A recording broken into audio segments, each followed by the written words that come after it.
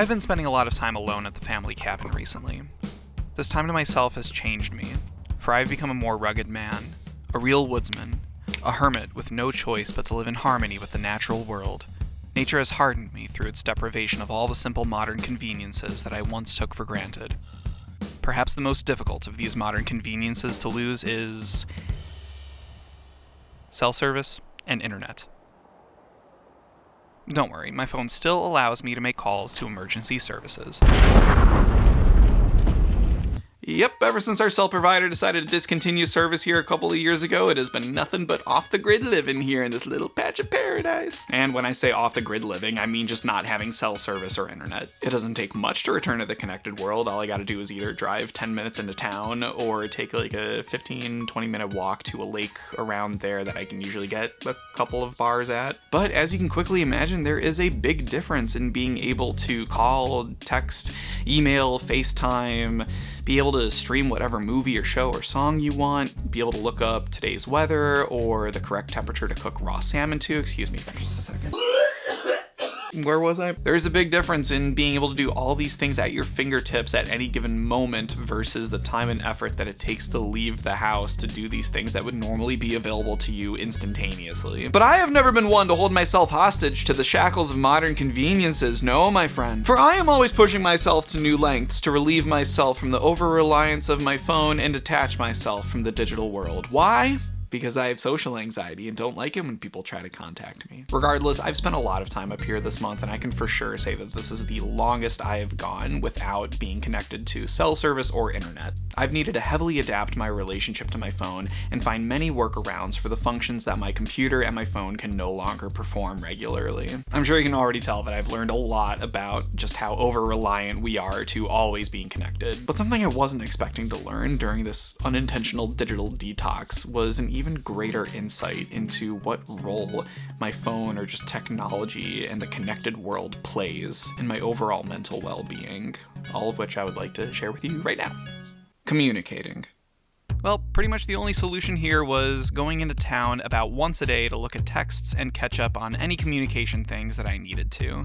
Most people who contact me regularly were told ahead of time that I'm without service and will only be in touch once a day or less. Luckily right now, I no longer have a boss that I need to remain in contact with at all times.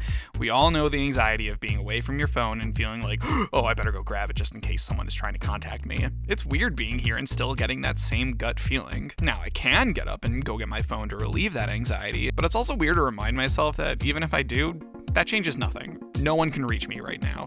As I said in the intro, I can still make a phone call to emergency services if I have to. But yes, I still have moments where I'm bothered by the question of what if someone's trying to contact me in an emergency? I kind of just have to tell myself that, it's pretty incredible that I can spend 99.99% of my life always being able to be contacted by someone in an emergency or urgent situation. I can think of plenty of situations where I would be completely unable to be contacted that I and most people still enter willingly. These things are just a part of life. Everything has an inherent risk. Overall, once I got over that initial hump of anxiety, yeah, my introverted ass felt a lot of relief from being completely alone with no significant obligations to communicate with anyone most of the day. If there's any reason I still keep my phone around me, it's because I want to make a note or reminder for myself of something that I need to do in town. A piece of information to look up, looking at the hours of a place that I want to go to, something that I gotta text someone, something that I gotta buy. There are higher stakes to remembering these things because if it's a thing that I need service for, I get one window of opportunity in my day to do it, so I can't afford to forget anything. Other than that, my usage of these apps is still pretty much the same with or without internet. Just taking notes, making to-do lists, collecting my thoughts in my journal is a little bit too far out of reach. I'm not trying to digital detox so hard that I'm carrying around a pen and paper in replacement of these apps. Music. Music has always been an important part of the vibe here up at the cabin, but oh no, what do I do now that I've lost the ability to stream music? What do I do now that I no longer have the ability to listen to every single song that has ever been recorded and released in the history of time? I have a decent amount of downloaded music on my phone, but a lot of it is from a long time ago. I'm not really still into everything that I have available.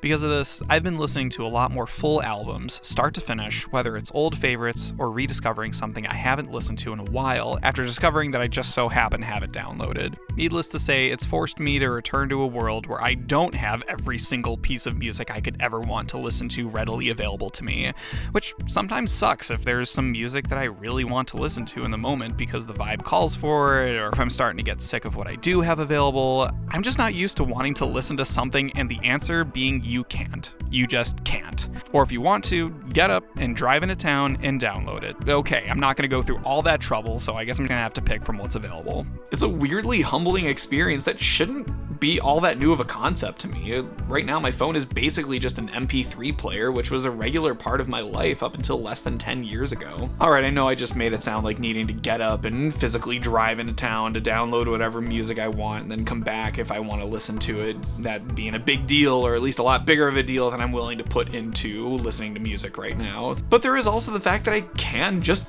do that, like whatever music I want, however much music will fit on my phone's space, and at no extra cost other than the monthly payment to Apple Music. Like, teenage me would be losing my mind, not only just knowing that that's an option, but that is now the standard way for people to consume music. So again, crazy perspective shift. This experience is going to help me not take music streaming for granted moving forward, and you know what, if a price hike in these streaming services would go to compensating musicians appropriately for what this incredible ability is actually worth, then maybe I'll be all for it. Whoops, that's a topic for a different time alarm. Movies. Yep, no internet means no streaming movies, but even in this age of streaming services, physical media has still been my primary way of watching movies. So because I'm some kind of sick masochist, unlike what I said about music, coming here with a limited selection of DVDs and VHSs really excites me. My options are limited to this modestly sized bag of movies that I brought from home, what's already kept here, and if I'm feeling adventurous, there's a library in town with a small DVD selection. Having a relatively small pool of options, at least compared to the infinite expanse of movies available to stream or rent on the internet, largely eliminates decision fatigue and gets me excited about the selection available. Like at home, I would never think to put on Raiders of the Lost Ark. It's right on my shelf, but it's just kind of blended into the background now, and I've seen it a bunch of times already, so there's nothing really pulling me to pop it in. But when I first got here and was reviewing the selection of only a few dozen movies kept here, I saw it and was immediately excited that this was one of my options, and had a renewed excitement for checking it out. Yes! Yes! Oh my god! See, I forgot how insanely stupid and ridiculous that part is. It's incredible. The same thing happened to me when I got some stuff from the library in town. Yes, the DVD selection was extremely limited, but that's what made these movies jump out at me and actually gave me that spark of excitement to watch them. Just like at home though, sometimes I'm not looking for a whole ass movie to watch. No, I didn't bring myself DVDs of a show I want to watch. I just try to find something on antenna TV. There's no cable or satellite TV here, and being in the thick woods, antenna TV doesn't have a lot to offer. But because of that, I'll often find myself checking out something I would have never sought out back at home. So far, I've ended up watching some pretty interesting documentaries on PBS, as well as classics that I never paid that much attention to, like Green Acres and Saved by the Bell. Ironically, limiting myself to such a small selection of options has introduced me to and inspired me to watch a lot more pieces of media than I get inspired to back at home, where the options are limitless.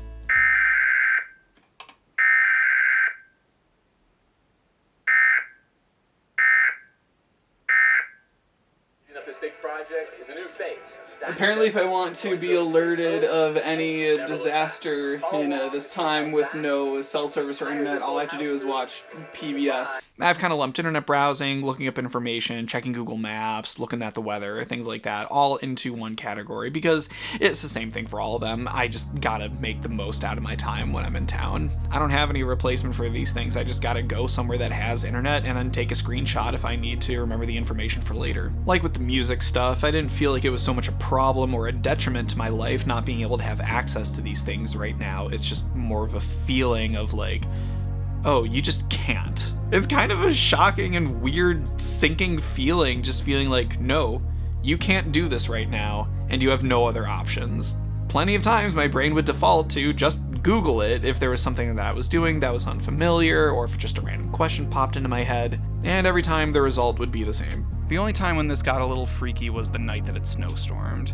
A good foot of snow got dumped here overnight a few days ago. I had weather information from a screenshot I took a few hours before the storm started, but information on storms like these constantly changes in this region. I wanted to know up to the minute how long it was going to last, if threats of a power outage increased, or when I'd be able to safely leave the cabin to drive. I kind of just had to tell myself that knowing how severe the storm was going to be, or me knowing the likelihood of a power outage, wouldn't change the severity of the storm or chance of an outage. I mentally prepared myself with a safety plan and made sure that I had all the necessary precautions and helpful things in place. That was all I could really do, whether I had internet or not. And of course, I made it through just fine while being given an excellent opportunity to take some really pretty photos, but I'm kind of kicking myself now for only taking photos and not B-roll shots for the purposes of this video. Social media. Life for me recently has kind of just been one big social media detox just in general, so being without it was no challenge to me whatsoever.